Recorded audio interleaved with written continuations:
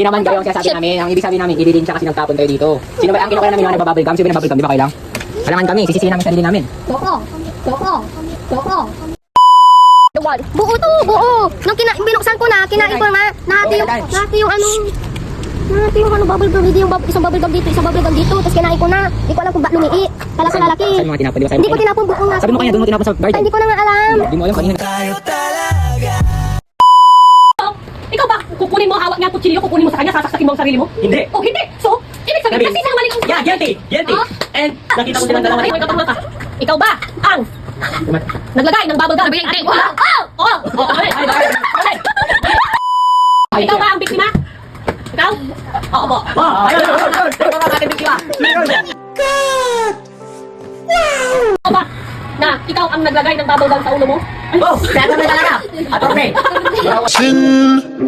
Sin City wasn't made for you. Sa tatlo. 1, 2, 3. Sino ang naglagay ng bubble gum sa iyong ulo? Lumapit ka.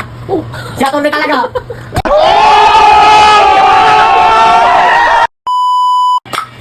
Pero bakit sinabi niyo na tinapon niyo sa labas?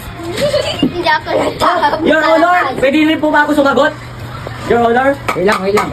Ito yung horror, oh. Ito yung horror, oh. Ito yung horror, oh. Your Honor. Huwag na nga. Panira ka talaga, bye.